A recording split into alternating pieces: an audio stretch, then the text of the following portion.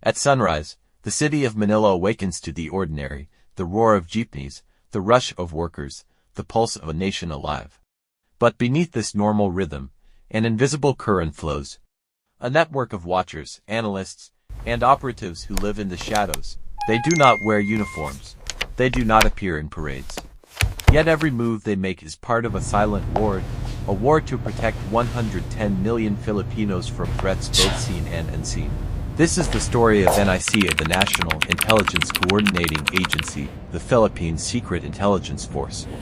A civilian spy agency that reports directly to the president, shaping national security from behind locked doors and encrypted screens. To understand NICA, we must return to the aftermath of the Second World War. The Philippines, newly independent, rebuilding from ashes, found itself at the edge of a new conflict, the Cold War. Communism was spreading across Asia. Intelligence networks were emerging worldwide, the CIA in America, MI6 in Britain, KGB in the Soviet Union. And in 1949, President Elpidio Quirino realized that the young republic needed its own intelligence service, one that could coordinate security information and prevent infiltration from foreign powers and local insurgents. Thus, the National Intelligence Coordinating Agency, or NICA, was born. NICA's mandate was clear: to integrate, evaluate, and interpret intelligence information affecting national security. From its first headquarters in Manila, NICA began weaving a web of informants and analysts across the islands, gathering intelligence on communist movements, smuggling syndicates, and political agitators. Its first Director General, Colonel Emilio L. Batacon, oversaw the recruitment of operatives, former military men, analysts, and civilians with special skills in observation, interrogation, and code work. Unlike the military's ISAFP, NICA was civilian. It was designed not to fight, but to foresee, to identify threats before bullets were fired. By the 1950s, the Hukbalahap insurgency, a communist-led rebellion, was spreading across central Luzon. NICA became a vital intelligence backbone for the government's counterinsurgency strategy. Field agents embedded in rural areas gathered data on rebel movements, supply routes, and leaders. Intelligence reports flowed to Malacagang Palace, influencing national policy and military action. Still, NICA's name was rarely mentioned. It had no public face, no press releases, no fanfare. In fact, even many government officials did not fully understand what NICA did, and that secrecy was by design. As the Cold War intensified, the Philippines found itself on the front line of ideological conflict. The United States maintained bases at Clark and Subic.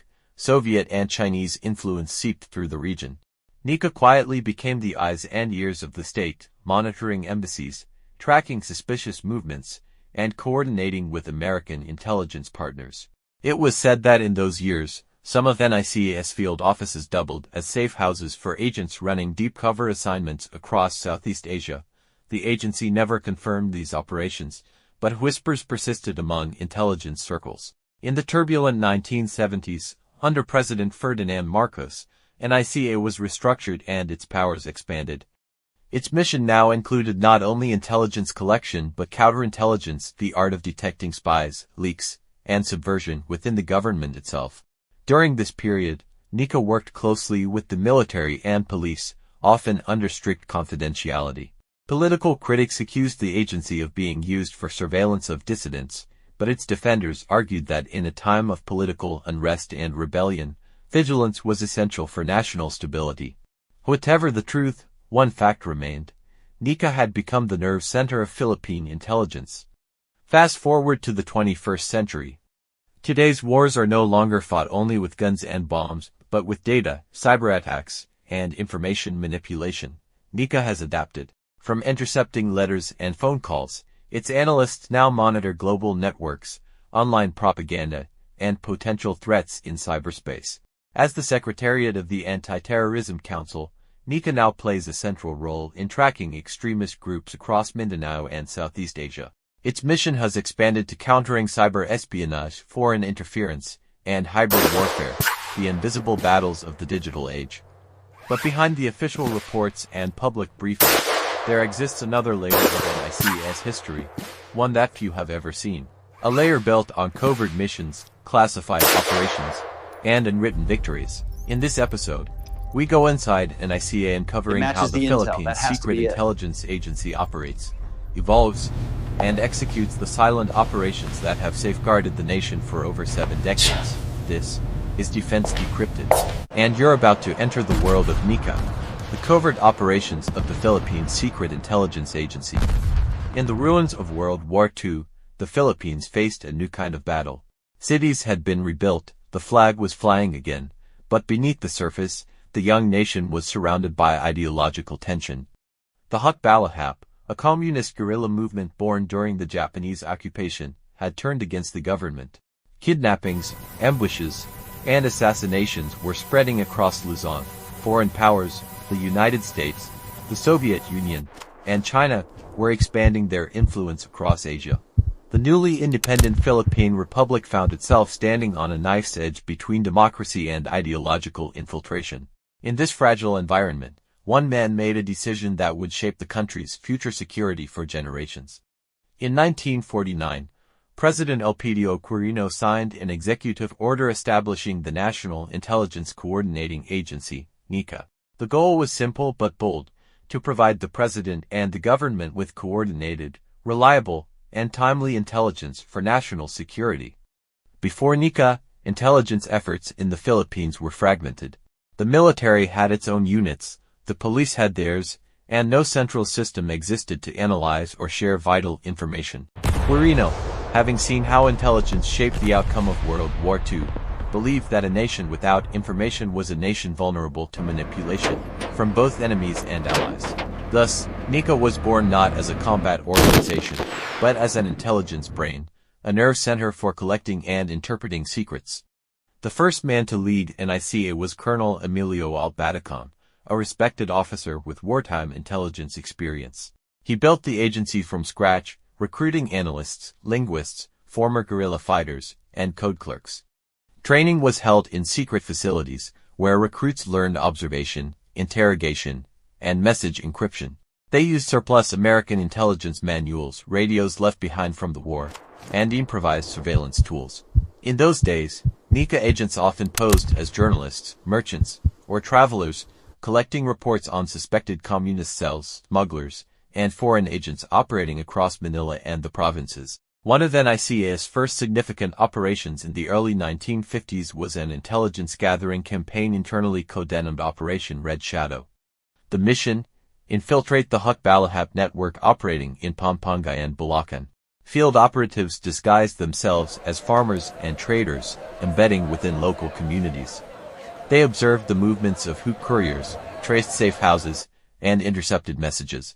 Reports from Operation Red Shadow led to a major government crackdown in 1951, resulting in the capture of several key insurgent leaders.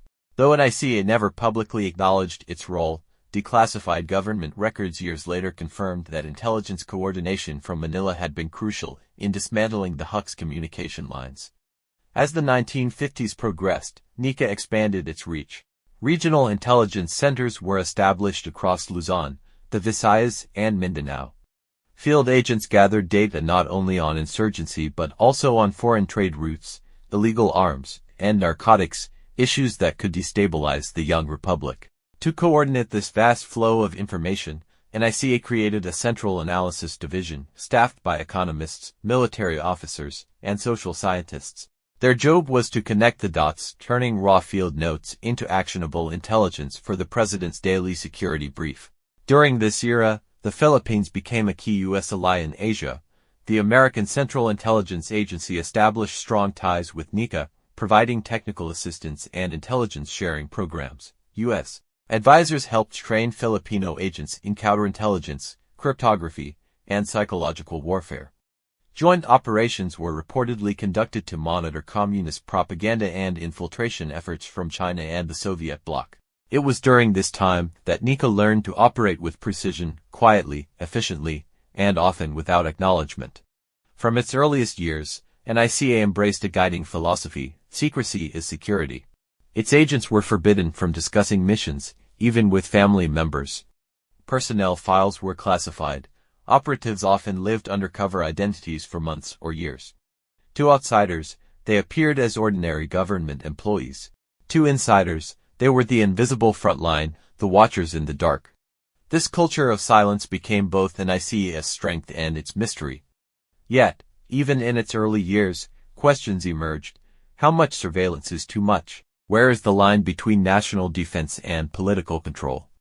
The balance between liberty and security would haunt NICA for decades, especially during times of political upheaval. But in 1949, as the agency took its first steps into the unknown, the mission was pure and simple: protect the Republic, guard the peace, and do it without being seen.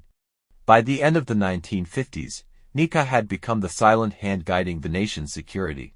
It had evolved from a small wartime office into a formidable intelligence organization, trusted by presidents, respected by allies, and feared by enemies. But greater challenges awaited. The Cold War was intensifying, and domestic unrest was brewing. In the years to come, NICA would face its first true test, one that would force it to operate not just as an observer, but as an active player in the dark theater of intelligence and covert warfare. The year was 1949. The world was still recovering from the ashes of war. Across Asia, new nations were building not only economies but intelligence networks, the silent guardians of sovereignty. In the Philippines, the seat of NICA, the National Intelligence Coordinating Agency, was planted under the turbulent winds of President Ferdinand Marcos' regime. NICA's early existence was shaped by fear. The Cold War had reached Southeast Asia. The Hukbalahap rebellion was growing, and communist movements threatened the stability of Manila's fragile democracy. To counter this, Marcos consolidated all intelligence units, military and civilian, under a centralized command, NICA, to be his eyes and ears. But centralization came with a price. Intelligence, once neutral, became political. Agents were no longer just tracking rebels, they were also watching citizens. Surveillance of opposition members, journalists, and even priests became routine. And deep within NICA, a covert division emerged, one dedicated to psychological operations and domestic infiltration. What began as a counter-communist mission slowly turned into a system of control. NICA's operations blended intelligence with influence, shaping public perception while neutralizing dissent. By the late 1970s, NICA had evolved into a powerful tool for the state, feared by activists, respected by the military, and unseen by most of the public. Yet, the lessons learned in those years, about loyalty, secrecy, and manipulation, would define the agency for decades. 1986. The world watched as Filipinos flooded EDSA, waving yellow banners and chanting for freedom. The people power revolution toppled the Marcos regime, and with it, the old machinery of intelligence. NICA, once a shadow of repression, was suddenly in limbo. Many officers fled, files were burned, agents vanished overnight. The new democratic government of President Corazon Aquino sought to rebuild, not erase, intelligence. In 1987, NICA was restructured under Executive Order No. 246, defining it as the central intelligence coordinating body of the nation. The agency's new mission was clear: gather intelligence to protect the Philippines from internal and external threats, but within the boundaries of democracy. Yet, behind this noble mission lay a challenge.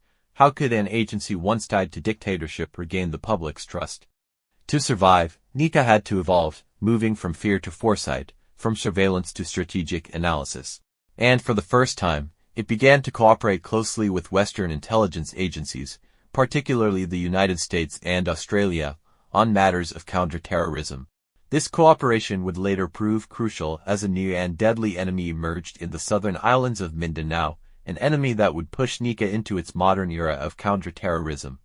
The 1990s marked a dark turn. Extremist cells began to emerge across Mindanao, inspired by global jihadist movements and local separatist struggles. The names Abu Sayyaf and Jemaah Islamiyah became synonymous with bombings, kidnappings, and chaos. NICA became the Philippines' first line of defense, a silent hunter in the shadows. It developed Operation Lantaka, a classified network of human informants embedded in suspected rebel territories. Intelligence officers disguised as traders, teachers, even medics, infiltrated villages to gather real-time information on Abu Sayyaf's movements. One operation, known in declassified reports only as Project Seagull, was said to have led to the recovery of hostages taken from Saipadon Island in 2000. Though NICA rarely receives credit publicly, insiders confirmed that their surveillance and signal intercepts guided the armed forces to key strongholds. By 2002, NICA was directly collaborating with the U.S. under the Joint Special Operations Task Force, Philippines, sharing intelligence and conducting counter-terror training. In these years, NICA transitioned from a domestic monitor into a regional intelligence player. The new battlefield is no longer fought with guns and bombs. It is fought with data stolen, encrypted, and weaponized. By the early 2010s, the Philippines was facing a new kind of invasion, one that couldn't be seen or touched. Chinese-linked hackers began targeting government servers, power grids, and telecom networks. Their goal: to infiltrate critical infrastructure and gather intelligence on Philippine defense systems in the South China Sea. NICA, once known for jungle operations, suddenly had to fight a war in cyberspace. In 2013, NICA quietly established a cyber intelligence division, working with the Department of Information and Communications Technology and the Armed Forces cyber units. This covert branch focused on digital counterintelligence, detecting malware, tracing foreign intrusion, and identifying domestic cyber threats. One of their most classified projects, codenamed Project Sentinel, reportedly neutralized a cyber espionage attempt targeting naval data in 2016. The operation was kept secret, but leaked metadata later confirmed unauthorized foreign access attempts originating from multiple Asian networks. As of today, NICA's cyber division continues to grow, operating deep within the country's digital infrastructure. In a world where wars are fought through algorithms, NICA stands as the Philippines' invisible firewall. The South China Sea, one of the world's most contested regions. Beneath its blue waters lies not only oil and gas but power, the power to control Asia's most vital shipping lanes. Behind every diplomatic statement and naval standoff, there is intelligence, the kind gathered quietly by NICA's field operatives and maritime surveillance teams. In 2014, NICA launched Operation White Sand, a covert maritime monitoring campaign. Using disguised communication buoys, the agency gathered real-time data on unauthorized foreign ships operating within Philippine waters. The intelligence was relayed directly to the armed forces, helping avoid several near collisions and identifying multiple incursions. But the mission went beyond observation. NICA worked closely with allies, the United States, Japan, and Australia, exchanging maritime intelligence to strengthen the Philippines' strategic position. In an ocean filled with shadows, the smallest piece of intelligence can prevent the next global conflict. And while NICA rarely speaks, its influence ripples across every diplomatic wave. Even the most secret agencies face an invisible threat: corruption from within. For NICA, internal compromise can be fatal. A single leak can unravel years of undercover work. Over the years, quiet scandals have surfaced, intelligence reports sold to politicians, classified data mishandled, and rogue officers accused of espionage. While official records are limited, insiders describe multiple internal purges aimed at cleansing compromised elements. In 2019, NICA began integrating AI-assisted vetting and psychological profiling to screen potential recruits and monitor insider threats. The agency adopted a new motto: loyalty without eyes. Its meaning: to serve without seeking fame or recognition, only results. In intelligence, the enemy isn't always across the border. Agreed. Sometimes it's sitting in the same room. Today, NICA is more than an agency, it's a network. With stations embedded in nearly every region of the Philippines, the organization has evolved into the central nervous system of national intelligence. Under the Anti-Terrorism Act of 2020, NICA was appointed as the Secretariat of the Anti-Terrorism Council, placing it at the center of the nation's fight against terrorism. This new role gave it unprecedented coordination power, linking the armed forces, national police, and foreign counterparts in real time. Behind the scenes, NICA analysts track emerging threats, from foreign-funded disinformation campaigns to local extremist recruitment through social media. Every day, thousands of intercepted messages, satellite photos, and field reports pass through their servers. For most Filipinos, NICA doesn't exist. But in the shadows, it's watching, quietly ensuring that the nation stands secure amidst global chaos. As the Philippines faces the challenges of the 21st century, cyber warfare, regional rivalry, and disinformation, NICA stands at a crossroads. Its mission is clear, but its methods remain veiled in secrecy. How does a democracy balance transparency with security? How does an intelligence agency protect freedom without undermining it? For NICA, these are not just philosophical questions, they are operational ones. In recent years, NICA has begun modernizing through artificial intelligence, regional fusion centers, and satellite analytics. It's also fostering academic partnerships with Philippine universities to build the next generation of analysts and cyber warriors. Yet, as it grows stronger, its silence deepens. There are still files the public will never see, operations that will never be declassified, and names that will never be spoken. Inside the shadows, NICA remains what it has always been, the unseen defender of the archipelago. Quiet, calculating, and loyal only to the Republic.